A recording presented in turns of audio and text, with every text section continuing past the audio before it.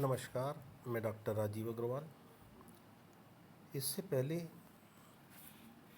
Video में हमने capital budgeting में पेबैक पीरियड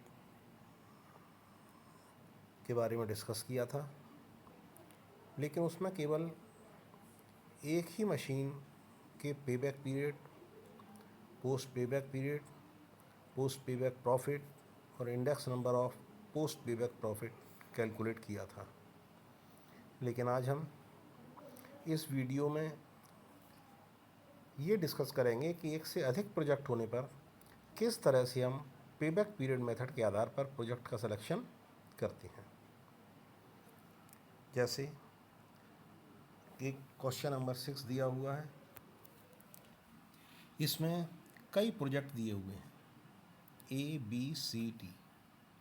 ए प्रोजेक्ट का इनिशियल इन्वेस्टमेंट 82,500 रुपये है और एनुअल कैश फ्लो 15,000 रुपये है, लाइफ 10 साल है।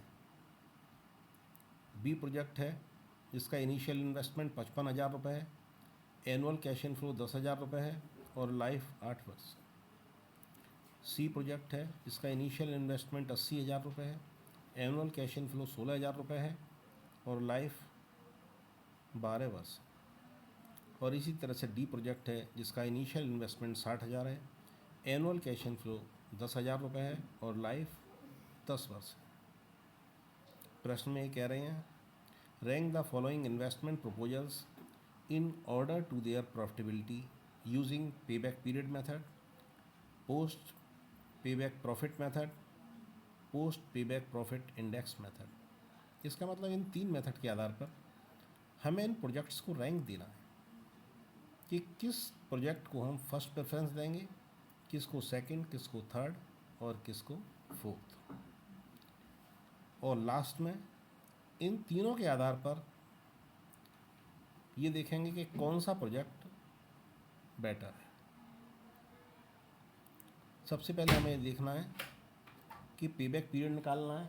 तो पेबैक पीरियड के लिए इनिशियल इन्वेस्टमेंट हर एक प्रोजेक्ट का अलग अलग है।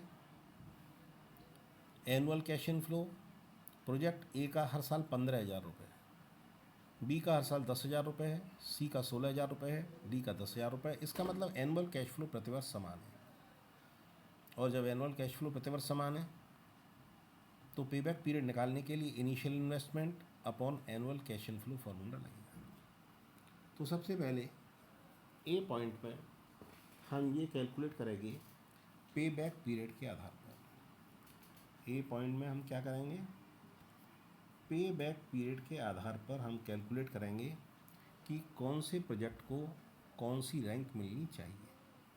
और उसके लिए फॉर्मूला लगाएंगे initial investment upon annual cash in flow, क्योंकि एनुअल कैश फ्लो प्रतिवर्ष समान है। तो सबसे पहले हम ए प्रोजेक्ट के लिए पेबैक पीरियड निकालते हैं। तो ए प्रोजेक्ट के लिए हमने एक कॉलम बनाया प्रोजेक्ट, एक इनिशियल इन्वेस्टमेंट, एक एनुअल कैश फ्लो, एक पेबैक पीरियड और एक रैंक। तो सबसे पहले ए प्रोजेक्ट का पेबैक पीरियड निकालेंगे। 82,500 को 15,000 से भाग देंगे, ये 5.5 ईयर ए प्रोजेक्ट का पेबैक पीरियड आ रहा है, 5.5 ईयर। बी प्रोजेक्ट में 55,000 को 10,000 से भाग देंगे, इसका पेबैक पीरियड आ रहा है 5.5 ईयर। सी प्रोजेक्ट में 80,000 को 16,000 से भाग देंगे, इसका पेबैक पीरियड आ रहा है 5 ईयर। और डी प्रोजेक्ट में 60,000 को 10,000 से भाग देंगे, इसका पेबैक पीरियड आ रहा है 6 ईयर। जैसा कि हमने पहले भी बताया था, पेबैक पीरियड के आधार पर हम उस प्रोजेक्ट को अच्छा मानते हैं जिसका पेबैक पीरियड सबसे कम होता है। सबसे पहले सी प्रोजेक्ट का देखिए, पेबैक पीरियड 5 वर्ष है। सबसे कम पेबैक पीरियड किसका है, सी प्रोजेक्ट का। तो सी प्रोजेक्ट का पेबैक पीरियड सबसे कम है, इसको हमने फर्स्ट रैंक दी। उससे ज़्यादा ए और बी का पेबैक पीरियड है, तो ए और बी को हमने क्या दी, सेकंड रैंक दी। दोनों का बराबर है 5.5 ईयर, तो इसको हमने सेकंड रैंक दी। और डी प्रोजेक्ट का पेबैक पीरियड उससे अधिक है, तो उसको हमने थर्ड रैंक दी।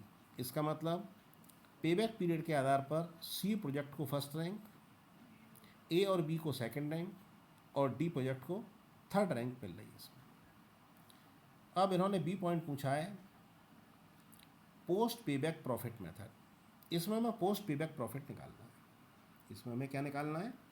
Post payback profit.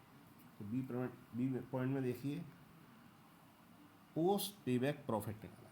Post payback profit का फॉर्मूला जैसा कि हमने बताया था, total cash in flow plus scrap value minus initial investment. तो इसमें कॉलम बनाए हमने project, annual cash in flow, life, total profit, initial investment, payback profit और rank. Project A B C D उतार लिया। एनुअल कैश इन फ्लो जो प्रश्न में दिया है 15,000, 10,000, 16,000, 10,000। लाइफ दी है 10 वर्ष, 8 वर्ष, 12 वर्ष, 10 वर्ष। अब एनुअल कैश इन फ्लो का लाइफ में गुणा करके रखेंगे। 15,000 का 10 में गुणा किया, 1,50,000 टोटल प्रॉफिट आ गया, total annual cash in flow आ गया।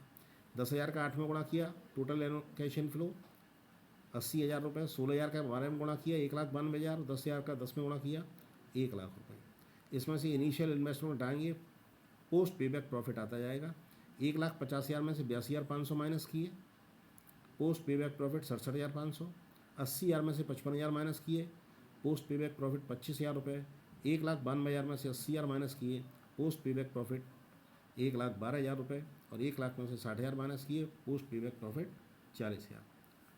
अब इसमें पोस्ट पेबैक प्रॉफिट के आधार पर हम ये देखेंगे कि सबसे ज़्यादा पोस्ट पेबैक प्रॉफिट किसका है। तो सबसे ज़्यादा पोस्ट पेबैक प्रॉफिट सी प्रोजेक्ट का है। तो हम सी प्रोजेक्ट को क्या करेंगे? फर्स्ट रैंक देंगे। तो हमने सी प्रोजेक्ट को फर्स्ट रैंक दी। इससे ज़्यादा प्रॉफिट, इससे कम प्रॉफिट किसका है? ए प्रोजेक्ट का। ए प्रोजेक्ट को सेकंड रैंक दी। उससे कम प्रॉफिट डी प्रोजेक्ट का, उसको थर्ड रैंक दी। और सबसे कम प्रॉफिट बी प्रोजेक्ट का, तो उसको हमने फोर्थ रैंक दी। तो इस तरह से हमने पेबैक पीरियड के आधार पर दिया रैंक। तो सी प्रोजेक्ट को फर्स्ट रैंक मिल रही है। पोस्ट पेबैक प्रॉफिट के आधार पर रैंक दिया तो सी प्रोजेक्ट को फर्स्ट रैंक मिल रही है। अब हम थर्ड पॉइंट और देखते हैं। थर्ड पॉइंट में इन्होंने कहा है post payback profit method. Third point में किसके आधार पर देखना है? Post payback profit method, index method. Post payback profit index method. Post payback profit index method में क्या फॉर्मूला है? Post payback profit index method में फॉर्मूला है post payback profit into 100 upon initial investment. Post payback profit हर एक का हमें मालूम है। ए प्रोजेक्ट का 67,500 गुणा 100 बटे इनिशियल इन्वेस्टमेंट 82,500। इसको कैलकुलेट कर दिया, 81.82 आ रहा है। बी प्रोजेक्ट का पोस्ट पेबैक प्रॉफिट हमें मालूम है 25,000 रुपये गुणा 100 बटे इनिशियल इन्वेस्टमेंट 55,000।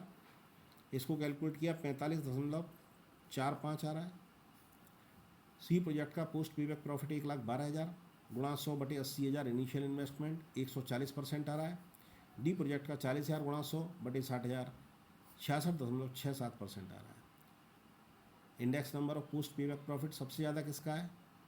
सबसे ज़्यादा है सी प्रोजेक्ट का। तो यहाँ सी प्रोजेक्ट को हम क्या देंगे? First rank. सी प्रोजेक्ट का सबसे ज़्यादा इंडेक्स, इसलिए सी प्रोजेक्ट को हमने क्या दिया? First rank.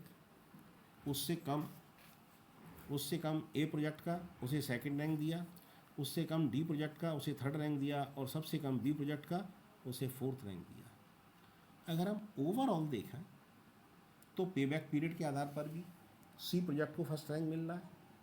Post payback profit के आधार पर भी सी प्रोजेक्ट को फर्स्ट रैंक मिल रहा है। और post payback profit index method के आधार पर भी सी प्रोजेक्ट को फर्स्ट रैंक मिल रहा है। इसलिए हम ये कह सकते हैं कि ओवरऑल सी प्रोजेक्ट बेटर है। इसमें ओवरऑल सी प्रोजेक्ट बेटर है। तो जब एक से अधिक प्रोजेक्ट दिए होंगे तो पेबैक पीरियड मेथड के आधार पर हमें इस तरह से डिसीजन लेना है कि कौन सा प्रोजेक्ट बेटर है। इसी तरह से नेक्स्ट 7 नंबर में एक्स मशीन और वाई मशीन, दो मशीनें दी हुई हैं। इनमें से हमें एक मशीन को चुनना है और किस आधार पर? Explain which machine to be purchased out of the above on the basis of payback period. Payback period के आधार पर हमें कौन सी मशीन चुननी है ये हमें बताना है। ये सवाल अन्य सवालों की तुलना में थोड़ा सा अलग है। इस प्रश्न में मशीन की लागत दी है। एक्स मशीन का इनिशियल इन्वेस्टमेंट 6 लाख दिया हुआ है, वाई मशीन का इनिशियल इन्वेस्टमेंट 10 लाख दिया हुआ है। इस एक्स मशीन की लाइफ 10 साल है, वाई मशीन की लाइफ 10 साल है। अब इसमें कुछ अलग प्रकार के डाटा दिए हुए हैं। एडिशनल कॉस्ट ऑफ सुपरविजन, इसका मतलब अगर हम एक्स मशीन को लगाएंगे तो सुपरविजन पर हमारा 40,000 रुपये का एडिशनल खर्चा होगा, और अगर वाई मशीन को लगाएंगे तो सुपरविजन पर एडिशनल खर्चा 64,000 रुपये होगा। एडिशनल कॉस्ट ऑफ मेंटेनेंस, अगर हम एक्स मशीन को लगाएंगे तो एक्स मशीन पर मेंटेनेंस का एडिशनल खर्चा 28,000 रुपये होगा, और वाई मशीन को लगाएंगे तो मेंटेनेंस का एडिशनल खर्चा 44,000 रुपये होगा। सेविंग इन डायरेक्ट वेजेज, अगर हम एक्स मशीन को लगाएंगे तो डायरेक्ट वेजेज में हमारी 2,76,000 रुपये की बचत होगी एक साल में, और अगर वाई मशीन को लगाएंगे तो डायरेक्ट वेजेज में एक साल में 3,58,000 रुपये की बचत होगी। इस प्रश्न में जो सबसे महत्वपूर्ण बात है वो ये कि इस प्रश्न में टैक्स की दर नहीं दी हुई है। इस प्रश्न में क्या नहीं दी है? टैक्स की दर। पेबैक पीरियड निकालना है तो दो चीज़ें चाहिए हमको, एक तो इनिशियल इन्वेस्टमेंट, एक annual cash inflow. Initial investment clear ऊपर लिखा हुआ है, कॉस्ट ऑफ मशीन 6 लाख और 10 लाख, दोनों मशीनों का इनिशियल इन्वेस्टमेंट हमें मालूम है। लेकिन हमें एनुअल कैश इनफ्लो निकालना है, तो हम बनाएंगे एक calculation of annual cash inflow, machine x और मशीन वाई। सबसे पहले जो सेविंग है वो लिखेंगे। सेविंग केवल हमें एक हो रही है, saving direct wages. X machine की डायरेक्ट वेजेज में हमें कितनी सेविंग हो रही है अगर लगाती है तो 2,76,000 रुपये। वाई मशीन से डायरेक्ट वेजेज में सेविंग कितनी हो रही है? 3,58,000 रुपये लेस एडिशनल कॉस्ट। अगर एक्स मशीन लगाएंगे तो सुपरविजन का 48,000 एक्स्ट्रा देना पड़ेगा और मेंटेनेंस का 28,000, कुल मिला के कितना एडिशनल देना पड़ेगा? 76,000। सेविंग होगी 2,76,000 की, एडिशनल खर्चा होगा 76,000 का, तो एनुअल कैश इनफ्लो 2 लाख रुपये। मशीन बाई में वेजेस से सेविंग होगी 3,58,000, सुपरविजन का एडिशनल खर्चा 64,000 रुपये, मेंटेनेंस का एडिशनल खर्चा 44,000 रुपये, तो कुल एडिशनल खर्चा 1,08,000 रुपये। एनुअल कैश इनफ्लो 2,50,000 रुपये। एक्स मशीन का annual cash inflow 2 lakh, by machine का एनुअल कैश इनफ्लो 2,50,000 रुपये। अब यहाँ केवल एक बात ये रही कि अभी तक हर प्रश्न में हम डेप्रीशिएशन घटाते थे, टैक्स घटाते थे, फिर डेप्रीशिएशन जोड़ते थे, लेकिन ऐसा हमने इस प्रश्न में नहीं किया। ऐसा हमने इस प्रश्न में इसलिए नहीं किया क्योंकि इस प्रश्न में टैक्स की रेट नहीं थी। डेप्रीशिएशन को हम इसलिए घटाते थे क्योंकि टैक्स की सही कैलकुलेशन हो जाए, और उसके बाद डेप्रीशिएशन को जोड़ देते थे। लेकिन जब हमें टैक्स लगाना ही नहीं है, टैक्स प्रश्न में दिया ही नहीं है, तो ना तो हम डेप्रीशिएशन को घटाएंगे और ना डेप्रीशिएशन को जोड़ेंगे। इसलिए टैक्स ना होने की वजह से यहाँ डेप्रीशिएशन का भी कोई एडजस्टमेंट नहीं किया गया है, और ये सीधा एनुअल कैश इनफ्लो निकल आया।